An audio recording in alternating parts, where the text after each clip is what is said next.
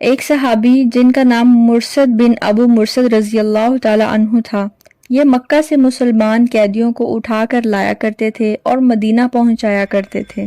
اناک نامی ایک بدکار عورت مکہ میں رہا کرتی تھی۔ جاہلیت کے زمانے میں ان کا اس عورت سے تعلق تھا۔ حضرت مرثد رضی اللہ تعالی عنہ فرماتے ہیں کہ ایک مرتبہ میں ایک قیدی کو لانے کے لیے مکہ شریف گیا۔ ایک باغ کی دیوار کے نیچے میں پہنچ گیا۔ رات کا وقت تھا، چاند اپنے حسن سے جہان کو منور کر رہا تھا۔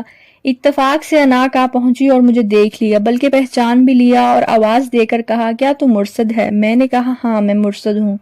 اس نے بڑی خوشی ظاہر کی اور مجھ سے کہنے لگی، چلو رات میرے پاس گزارنا۔ میں نے کہا، اناک، اللہ تعالیٰ نے زنا کاری حرام کر دی ہے۔ جب وہ مایوس ہو گئی تو اس نے مجھے پکڑوانے کے لیے شور مچانا شروع کر دیا اور آواز دی، اے خیمے والو، ہوشیار ہو جاؤ، دیکھو چور آ گیا ہے، یہی ہے جو تمہارے قیدیوں کو چرایا کرتا ہے۔ لوگ جاگ اٹھے اور 8 آدمی مجھے پکڑنے کے لیے میرے پیچھے دوڑے۔ میں مٹھیاں بند کر کے خندق کے راستے بھاگا اور ایک غار میں جا چھپا۔ یہ لوگ میرے پیچھے ہی غار پر آ پہنچے، لیکن میں انہیں نہ ملا۔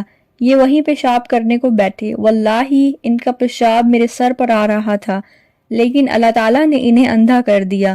ان کی نگاہیں مجھ پر نہ پڑی، ادھر ادھر ڈھونڈ کر واپس چلے گئے۔ میں نے کچھ دیر گزار کر جب یہ یقین کر لیا کہ وہ پھر سو گئے ہوں گے تو یہاں سے نکلا، پھر مکہ کی راہ لی اور وہیں پہنچ کر اس مسلمان قیدی کو اپنی کمر پر چڑھایا اور وہاں سے لے بھاگا۔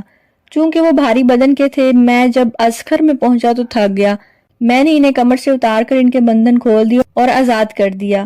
اب اٹھاتا چلاتا مدینہ پہنچ گیا۔ چونکہ اناک کی محبت میرے دل میں بھی تھی، میں نے رسول اللہ صلی اللہ علیہ وسلم سے اجازت چاہی کہ میں اس سے نکاح کر لوں۔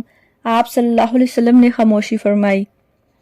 میں نے دوسری بار یہی سوال کیا، پھر بھی آپ خاموش رہے، اور اس کے بعد یہ آیت نازل ہوئی، زانی مرد زانیہ یا مشرکہ عورت ہی سے نکاح کرے، زانیہ عورت زانی یا مشرک مرد ہی سے نکاح کرے، اور مسلمانوں پر یہ نکاح حرام ہے۔ تو حضور صلی اللہ علیہ وسلم نے فرمایا، اے مرثد، زانیہ سے نکاح زانی یا مشرک ہی کرتا ہے، تو اس سے نکاح کا ارادہ چھوڑ دے۔ ترمذی شریف، تفسیر ابن کثیر رحمۃ اللہ علیہ۔